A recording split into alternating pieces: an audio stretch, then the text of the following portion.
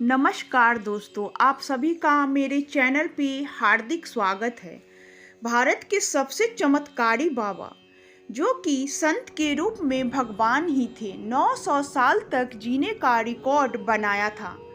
इंदिरा गांधी से लेकर जॉर्ज पंचम भी थे उनके सामने नतमस्तक। सभी जाकर उनसे आशीर्वाद लेते थे। जानेंगे इस वीडियो में पूरी कथा। वीडियो में अंत तक बने रहिएगा। साथ ही दोस्तों मेरे चैनल को सब्सक्राइब कर लीजिएगा। धन्यवाद। ऋषि मुनियों, दर्शन और आध्यात्म के देश भारत में ऐसे कई संत हुए हैं जिन्हें दिव्य संत कहा जाता है। ऐसे ही एक दिव्य संत थे देवराहा बाबा।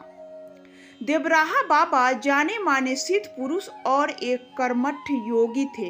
देवराहा बाबा की उम्र के बारे में लोगों की बीच ऐसी मान्यता थी कि बाबा 900 सालों तक जिंदा थे। हालांकि यह स्पष्ट रूप से यह कोई भी नहीं जानता था कि बाबा का जन्म कब हुआ। देवराहा बाबा का जन्म उत्तर प्रदेश के देवरिया जिले में माना जाता है।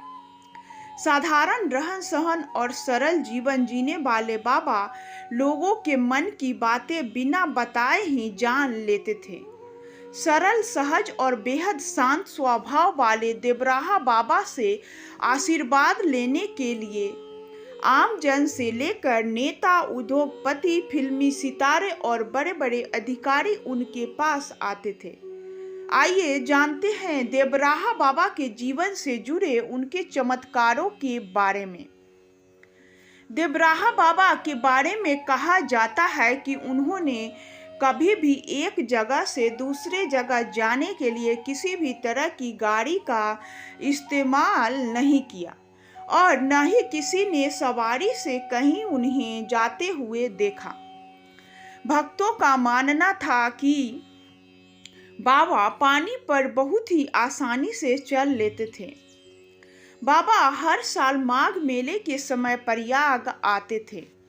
यमुना किनारे वृंदावन में वह आधा घंटा तक पानी में बिना सांस लिए रह लेते थे। देवराहा बाबा ने अपनी उम्र, तप और सिद्धियों के बारे में कभी कोई दावा नहीं किया, लेकिन उनके इर्द गिर्द हर तरह के लोगों की ऐसी भीड़ रही जो उनमें चमत्कार तलाशती थी। देवराहा बाबा हमेशा एक ऊंचे लकड़ी से तैयार मचान पर बैठकर लोगों को आशीर्वाद और प्रसाद दिया करते थे। अपने पास आने वाले सभी लोगों से बहुत प्यार से मिलते थे, प्रसाद और आशीर्वाद देकर विदा करते थे। ऐसा भी माना जाता था कि मचान पर कोई प्रसाद नहीं रखा होता था, फिर भी बाबा लोगों के हाथों में प्रसाद देते थे। देवराहा बाबा न सिर्फ मनुष्यों के मन की बात जान जाया करते थे, बल्कि वे जानवरों की भाषा और बोली को भी समझ जाते थे। वे जंगली जानवरों को अपने बस में कर लेते थे। लोगों के बीच यह मत था कि बाबा को हर चीज के बारे में सब पता रहता था कि कब, कौन, कहाँ उनके बारे में चर्चा हुई। इसके अलावा बाबा निर्जीव चीजों को भी अपने बस में कर लेते थे। वे कैमरे से फोटो खींचने को बोलते, लेकिन कैमरे में उनकी फोटो नहीं बन पाती थी।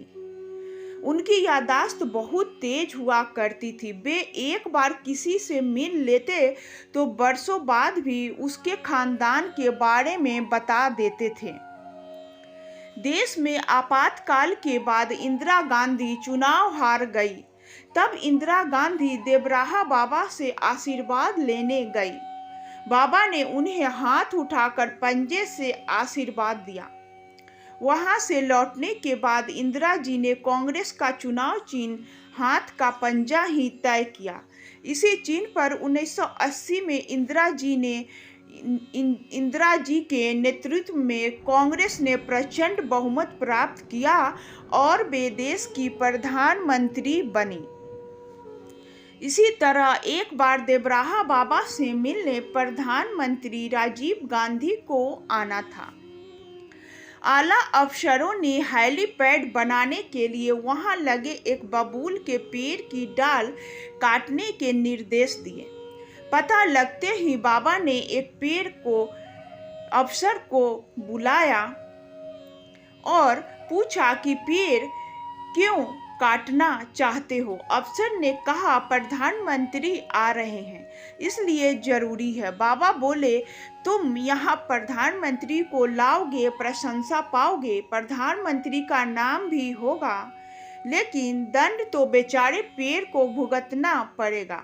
वह इस बारे में पूछेगा तो मैं क्या जवाब दूंगा। नहीं, यह पेड़ नहीं काटा जाएगा। अफसरों ने अपनी मजबूरी बताई पर बाबा जरा भी राजी नहीं हुए। उनका कहना था कि यह पेड़ होगा तुम्हारी निगाह में मेरा तो साथी है, पेड़ नहीं कट सकता। बाबा ने तसल्ली दी और कहा कि घबराओ मत, प्रधानमंत्री का कार्यक्रम टल जाएगा। 2 घंटे बाद ही प्रधानमंत्री कार्यालय से रेडियोग्राम आ गया कि प्रोग्राम स्थगित हो गया। सन 1911 में जॉर्ज पंचम भारत आए और बाबा के आश्रम पहुंचे। उन्होंने बाबा के साथ क्या बात की यह उनके शिष्यों ने कभी भी जग जाहिर नहीं की। 4 खंभों पर टीका मचान ही उनका महल था, जहां नीचे से ही लोग उनके दर्शन करते थे। मैल गांव में वह साल में 8 महीने बिताते थे। अंत समय में उनका देह का त्याग हो गया। 19 जून 1980 को देवराहा बाबा ब्रह्मलीन हो गए, अपने शरीर को त्याग दिए। इसके साथ ही कथा यहीं पे समाप्त होती है दोस्तों। तो ये थी देवराहा बाबा के बारे में जानकारी। उम्मीद करती हूँ कि बहुत ही अच्छी लगी होगी। तो इसके साथ ही वीडियो को लाइक शेयर सब्सक्राइब करना न भूलिएगा। धन्यवाद। प्लीज़ दोस्तों